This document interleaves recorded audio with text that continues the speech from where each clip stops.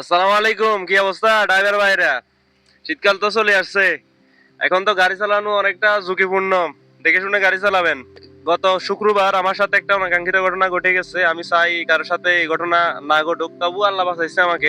ঢাকা এয়ারপোর্টে যাওয়ার পথে রায়েরবাগ, তো রায়েরবাগ একটা জ্যাম পড়ে। তো জ্যামের মধ্যে আমার এই যে গ্লাসটা নামানো ছিল, তো কয়েকজন ছিনতাইকারী আসে, আইসা আমারে ধরে, আমার গলার মধ্যে ছুরি ধরে।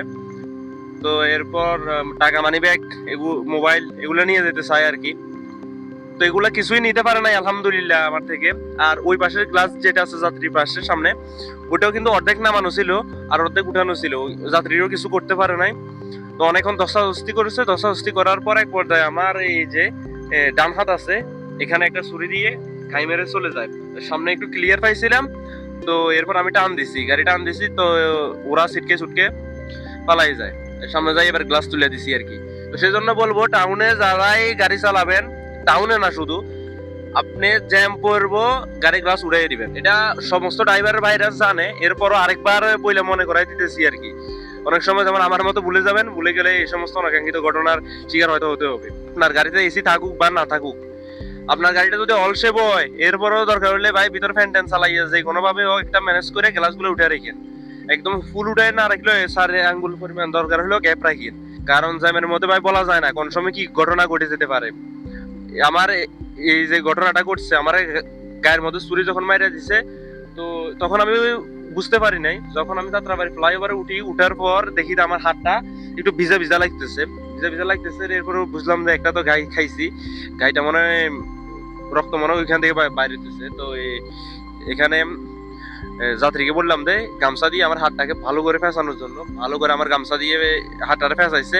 এরপর ঢাকা এয়ারপোর্টে গেছি। এয়ারপোর্টে যাওয়ার পরে যখন হাতটা খুলছি, গামছা টামছা সব ভিজে গেছে, গেঞ্জি মেঞ্জি ভিজে গেছে। আর এখানে আমি স্ক্রিনে আপনারা দেখতেছেন ছবিটা। এয়ারপোর্টে যাওয়ার পরে আমি এটা খুলছিলাম। তো এরপর ঢাকা কুর্মিটোলা হাসপাতালে গিয়ে সেলাই সেলাই করছি। তো যাই হোক, আলহামদুলিল্লাহ আমার কোনো ক্ষয়ক্ষতি করতে পারে নাই। মাই মুরব্বির দোয়া ছিল।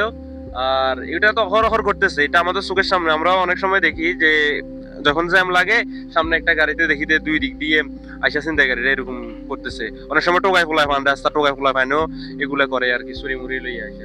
তো সবাই সাবধানতা অবলম্বন করবেন। শীতকাল যেহেতু আসছে, প্রচন্ড পরিমাণ কুয়াশা পড়বে আপনার হাইওয়েতে, বিশেষ করে এই যে মুগরাপাড়া, তারপরে হচ্ছে আপনার মদনপুর, অর্থাৎ আপনার দাউদকান্দি থেকে একদম কাশপুর পর্যন্ত এই জায়গাটা খুবই সাবধানতার সাথে রাতে গাড়ি চালাবেন। যেহেতু শীতকাল আসতেছে, কুয়াশা পড়বে। আপনার রাস্তার মধ্যে গাছ চালাইয়া গাড়ি ছিনতাই করে। অনেক সময় যে বিদেশি ওলা আসতেছে গাইড মাইড দেখে পিছনে গাড়িতে, তখন গাড়িতে আক্রমণ করে। এই যে গত বছরে তো কত পরিমাণের ড্রাইভারকে মেরে ফেললো, কত গাড়ি ভাঙচুর করলো। তো সবাই সাবধানতা অবলম্বন করবো। আর একজনের বিপদে একজন অবশ্যই এগিয়ে আসবো।